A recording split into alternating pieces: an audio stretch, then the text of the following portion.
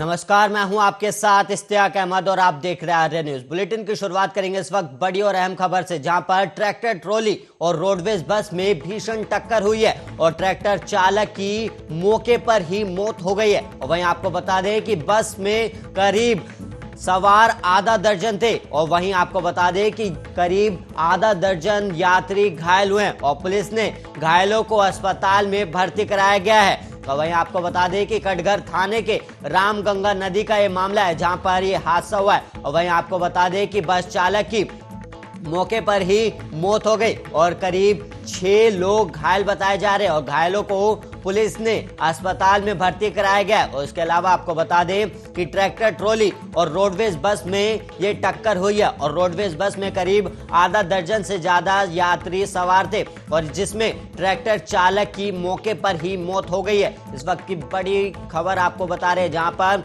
बस सवार आधा दर्जन यात्री घायल है, जिन्हें घायलों को अस्पताल में भर्ती कराया गया। और इसके अलावा आप बता दें कि पुलिस ने घायलों को अस्पताल में भर्ती कराया।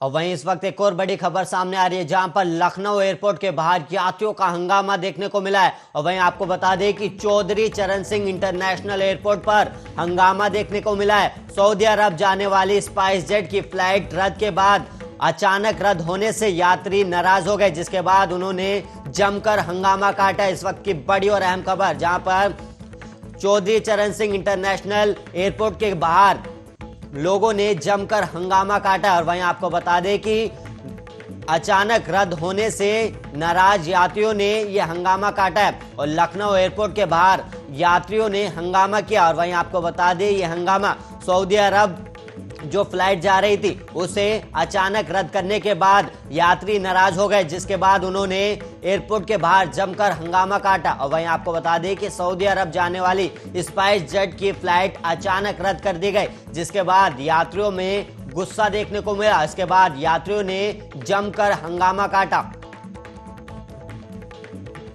और वहीं आपको बता दें कि लखनऊ एयरपोर्ट के बाहर यात्रियों का हंगामा देखने को मिला जब सऊदी अरब जाने वाली फ्लाइट को रद्द कर दिया गया।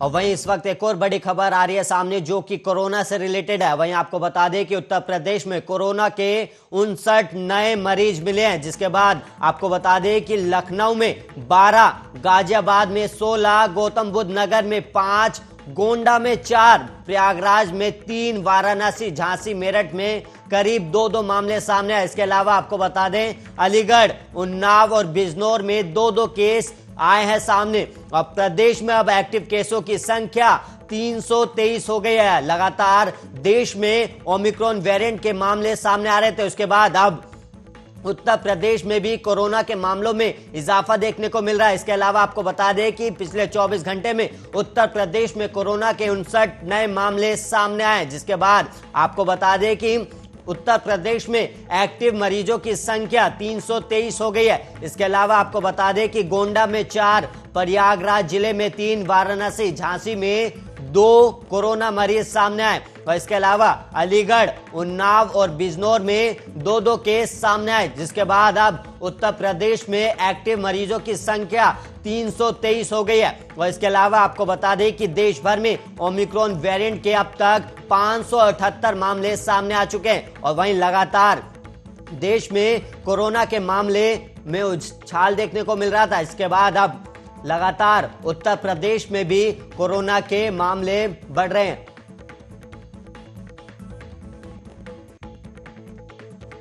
और वहीं आपको बता दें कि उत्तर प्रदेश में कोरोना के 59 नए मरीज मिले हैं। और इसके अलावा आपको बता दें कि किन किन जिलों में कितने मरीज सामने आए। और वहीं आपको बता दें कि ये एक दिन में कोरोना के मरीज सामने आए, जिसके बाद अब उत्तर प्रदेश के स्वास्थ्य मंत्रालय में भी हड़कंप मच गया है। इसके अलावा आपको बता दें कि लखनऊ में 12, गाजियाबाद में 16, गौतम बुद्ध नगर में 5 और वहीं गोंडा में 4 मरीज सामने आए। इसके अलावा प्रयागराज में 3, वाराणसी, झांसी और मेरठ में 2-2 कोरोना मरीज सामने आए। और इसके अलावा अलीगढ़, उन्नाव और बिजनौर में 2-2 कोरोना के मामले सामने आए, जिसके बाद अब उत्तर प्रदेश में अब एक्टिव केसों की संख्या 323 हो गई है। और वहीं आपको बता दें कि इसी खबर पर हमारे साथ हमारे सहयोगी मुकेश जुड़ गए। मुकेश, आप बताइएगा कि लगातार अब उत्तर प्रदेश में भी कोरोना के मामले सामने आ रहे हैं और वहीं अब प्रशासन की तरफ से कैसी तैयारी की गई है? जी बिल्कुल बताना चाहूंगा, जनपद बुलंदशहर में कोरोना संक्रमित मरीजों की संख्या जो वर्तमान में 1 है जी। और इसके बाद काफी सैंपल भेजे गए हैं, किसी नए मरीज की पुष्टि नहीं हुई है। और जिस तरीके का एक मरीज जनपद बुलंदशहर में कोरोना संक्रमण मिला है, उसको लेकर शासन प्रशासन काफी एक्टिव हो चुका है। पूरी तैयारियां की जा चुकी हैं, जगह जगह आइसोलेशन वार्ड बनाए गए हैं, ऑक्सीजन की व्यवस्था की गई है और टीमें गठित कर डॉक्टरों को आवश्यक दिशा निर्देश दिए जा रहे हैं। लगातार जो गाइडलाइंस है वो जारी कर दी गई है और लोगों से लगातार सोशल डिस्टेंसिंग, मास्क जैसी जो भी इसकी। मुकेश कुमार, आप हमेशा ग्राउंड पर रहते हैं, क्या लोगों में कोरोना को लेकर डर दिखाई दे रहा है? जी बिल्कुल बताना चाहूंगा, जैसे जिस तरह से बीच में कोरोना की जो रफ्तार थी धीमी हुई थी, उसको लेकर लोग कहीं ना कहीं दिमाग से कोरोना नाम की जो बीमारी खत्म हो गई है, कहीं ना कहीं इस बात की जो शुरुआत है, 1-2 मरीज अभी बताया मैंने आपको, जनपद बुलंदशहर 1 मरीज है, तो काफी अभी लोग सक्रिय नहीं है, इस बीमारी को भी गंभीरता से नहीं ले रहे हैं।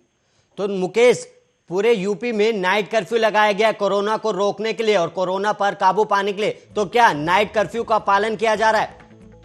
जी बिल्कुल, जनपद बुलंदशहर रात को जो कर्फ्यू है, रात 11 से 5 बजे तक रात्रि का नाइट कर्फ्यू लगाया गया है, पूरी तरह से पालन करा जा रहा है। स्थानीय अधिकारी सड़कों पर लगातार वाहन की चेकिंग है, कब कौन सा वाहन कहाँ जा रहा है, उनके कानूनी कार्रवाई अमल में डाली है, नसीब भी देकर छोड़ा जा रहा है। हर तरीके से शासन प्रशासन नाइट कर्फ्यू को लागू कराने में लगा हुआ है। जी मुकेश, एक बार फिर से कोरोना के मामलों में उछाल आया। एक दिन में उत्तर प्रदेश में 59 मामले सामने आए, तो ऐसे में अस्पतालों की व्यवस्था कैसी है? जी बिल्कुल, सामुदायिक स्वास्थ्य केंद्र, जितने सामुदायिक स्वास्थ्य केंद्र जनपद बुलंदशहर में केंद्र उन पर आइसोलेशन वार्ड बनाए गए और नए आइसोलेशन वार्ड तैयार किए जा रहे हैं। कुछ अस्पतालों पर हो चुके, शिकारपुर है, वहाँ हो चुके हैं। 17 बेडों का एक वार्ड बनाया गया है और व्यवस्था है उसमें। जी ओमिक्रॉन के भी 2 मामले सामने आ चुके हैं उत्तर प्रदेश में, तो इसको लेकर कैसी तैयारी है? ओमिक्रॉन को भी लेकर काफी शासन प्रशासन ने कमर कसी है। जनपद बुलंदशहर में एक भी ओमिक्रॉन का मामला भी सामने नहीं आया है। मुकेश, वैक्सीन को लेकर क्या स्थिति है वहां पर? जनपद बुलंदशहर सुबह 10 बजे से लेकर शाम 5 बजे तक, यानी संडे में भी वैक्सीनेशन का कार्य चल रहा है। उसके अलावा स्वास्थ्य विभाग की टीम वार्ड वाइज गली गलियों में जाकर गांव में आंगनबाड़ियों के द्वारा वैक्सीनेशन कैंप लगाया जा रहा है। क्या मुकेश कुमार, मात्रा में लोग वैक्सीन को लेकर लोगों में जागरूकता है? जी बिल्कुल, सुबह 10 बजे से लेकर शाम 5 बजे तक वैक्सीनेशन केंद्रों पर काफी भीड़ लगी रहती है। लाइन में इतनी स्थिति ये है तो 3-4 लाइन रहती है। लोगों को जो सोशल डिस्टेंसिंग पालन कराना भी वहाँ के अधिकारियों को बड़ी दिक्कत का परेशानियों का सामना करना पड़ता है। इतनी भीड़ वैक्सीनेशन लगवाने की लगी हुई है। और बाजारों में भीड़ कैसी है? क्योंकि हमने देखा कि कई जगहों पर पाबंदियां लगाई गई है, लेकिन उसके बावजूद लोग मान नहीं रहे, तो ऐसे में बाजारों की भीड़ कैसी है? बाजारों में वही भीड़ है जो पहले कभी हुआ करती थी। कोरोना खत्म होने के बाद में काफी भीड़ बाजारों में देखने को मिलती है। ना ही वहाँ ना मास्क है, ना सोशल डिस्टेंसिंग है, सारी चीजों को लोग अनदेखा करते हैं, जैसे कोरोना महामारी से हमारे देश में आई ना हो, इस तरह का माहौल इस समय देखने को मिल रहा है। मुकेश कुमार, लोग बिना मास्क और बिना सोशल डिस्टेंसिंग से बाजारों में घूम रहे, तो ऐसे में प्रशासन की तरफ से क्या कार्रवाई की जा रही है? जी बिल्कुल, इस ऐसे में जो लोग घूम रहे हैं, प्रशासन की तरफ से इस बार कोई कार्रवाई अमल में नहीं ला जा रही है, ना ही प्रशासन लोगों को टोकता नजर आ रहा है। काफी मामला जो है गंभीर नजर आ रहा है। जी मुकेश कुमार, बहुत बहुत धन्यवाद हमारे साथ जुड़कर हमारे को उत्तर प्रदेश का कोरोना को लेकर क्या हालचाल है उसको बताने के लिए। वहीं आपको बता दें कि उत्तर प्रदेश में लगातार कोरोना के मामलों में उछाल देखने को मिल रहा है और उत्तर प्रदेश में एक दिन में 59 नए मामले सामने आए, जिसके बाद उत्तर प्रदेश में अब एक्टिव मरीजों की संख्या 323 हो गई है। और इसके अलावा आपको बता दें, लखनऊ में 12, गोंडा में 4, प्रयागराज में 3, वाराणसी झांसी में 2 मामले सामने आए। और इसके अलावा आपको बता दें कि अलीगढ़, उन्नाव और बिजनौर में 2-2 केस सामने आ चुके हैं। और वहीं आपको बता दें कि उत्तर प्रदेश में अब एक्टिव केसों की संख्या 323 हो चुकी है।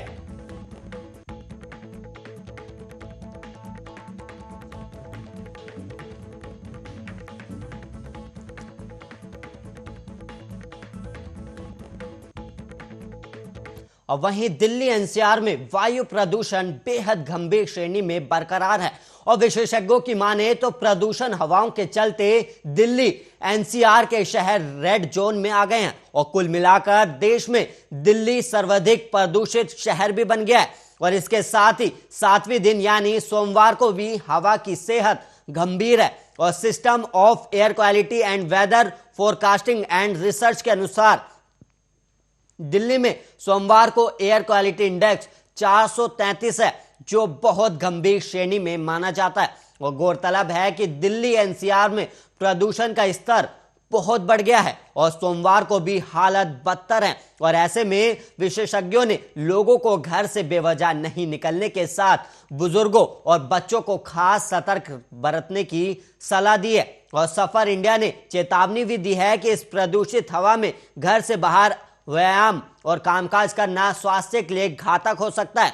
और वहीं सफर इंडिया और केंद्रीय प्रदूषण नियंत्रण बोर्ड के अनुसार पश्चिमी विक्षोभ के कारण बादल छाए रहने और हवा की गति कम होने से यह स्थिति बनी हुई है और अगले 1 से 2 दिन तक हवा की गुणवत्ता गंभीर श्रेणी में रहेगी।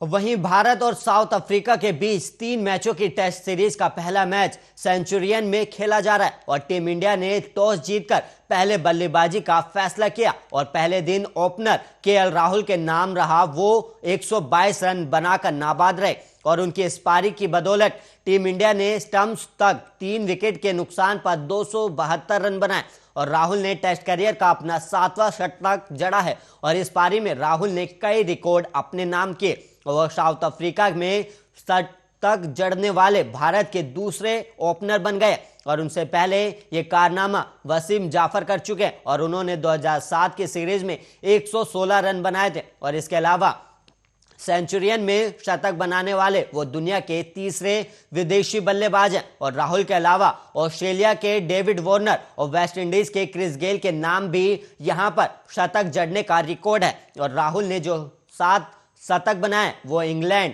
Australia, Bharat, Sri Lanka, West Indies और साउथ अफ्रीका में आए हैं और इंग्लैंड में उनके नाम 2 शतक हैं और राहुल 6 देशों में शतक लगाने वाले भारत के तीसरे ओपनर है और इससे पहले महान बल्लेबाज सुनील गावस्कर और वीरेंद्र सहवाग ये ऐसा कर चुके हैं।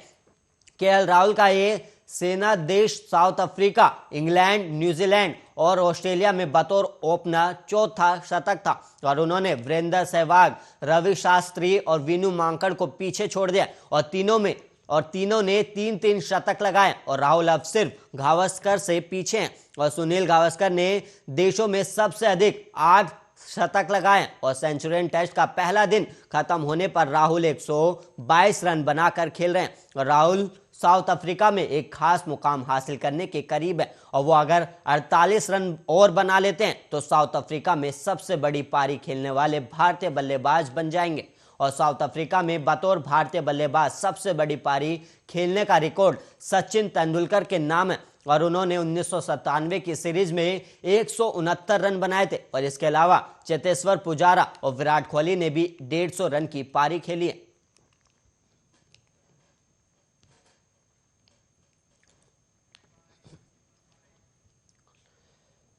प्रधानमंत्री नरेंद्र मोदी आज हिमाचल प्रदेश के मंडी का दौरा करेंगे और यहां पीएम मोदी दोपहर करीब 12 बजे 11,000 करोड़ रुपए से अधिक की पन बिजली परियोजना का उद्घाटन और शिलान्यास करेंगे। इसके अलावा आपको बता दें कि इससे पहले सीएम और PM Modi Himachal Pradesh global investors meet के दूसरे ग्राउंड ब्रेकिंग समारोह की अध्यक्षता करेंगे और प्रधानमंत्री लगातार देश में उपलब्ध संसाधनों की अप्रयुक्त क्षमता का पूरी तरह से उपयोग करने पर जोर दे रहे हैं और इस संबंध में हिमालय क्षेत्र में पन बिजली क्षमता का अधिकतम उपयोग करना एक कदम माना जा सकता है और यात्रा के दौरान प्रधानमंत्री द्वारा परियोजनाओं का उद्घाटन करना और अन्य परियोजनाओं का शिलान्यास करना इस दिशा में उनके एक महत्वपूर्ण कदम को दर्शाता है और पीएम रेणुकाजी बांध परियोजना का शिलान्यास करेंगे। इसके अलावा आपको बता दें कि करीब 3 दशकों से लंबित पड़ी इस परियोजना को प्रधानमंत्री के सहकारी संघवाद की सोच से संभव बनाया गया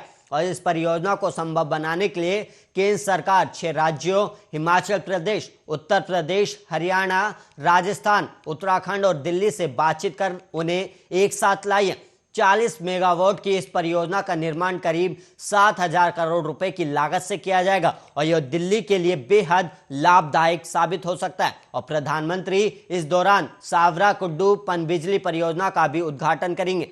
111 मेगावाट की इस परियोजना का निर्माण लगभग 2080 करोड़ रुपए की लागत से किया गया है और इससे प्रतिवर्ष 380 मिलियन यूनिट से अधिक बिजली का उत्पादन होगा और राज्य को सालाना 120 करोड़ रुपए से अधिक का राजस्व अर्जित करने में मदद मिलेगी।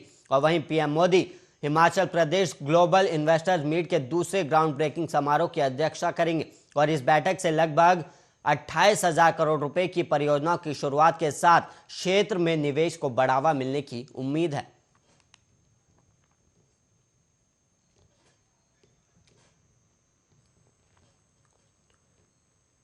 मुजफ्फरपुर में दर्दनाक हादसा हुआ। नूडल्स फैक्ट्री के बॉयलर फटने से जोरदार धमाका हुआ और वहीं हादसे में फैक्ट्री के भीतर काम कर रहे 4 मजदूरों की मौके पर ही मौत हो गई और वहीं 10 मजदूर जख्मी हैं। और मैगी फैक्ट्री में धमाके के कारण बगल के चूड़ा और आटा फैक्ट्री भी क्षतिग्रस्त हो गया और इसके अंदर काम कर रहे 2 लोग भी घायल हो गए और मौके पर एसएसपी जयंत कांत पहुंचे। और यह हादसा शहर के बेला थाना अंतर्गत बेला फेज 2 का है और यहां नूडल्स फैक्ट्री का बॉयलर फटने से भीषण धमाका हुआ और वहीं धमाका इतना जोरदार था कि इसकी आवाज करीब 5 किलोमीटर दूर तक सुनाई दी। और वहीं जानकारी के मुताबिक हादसा इतना जोरदार था कि शवों की शिनाख्त करने में भी कठिनाई हो रही है। फिलहाल पुलिस मामला दर्ज कर जांच शुरू कर दी है और घटना के बाद मौके पर लोगों की भारी भीड़ भी जुट गई है।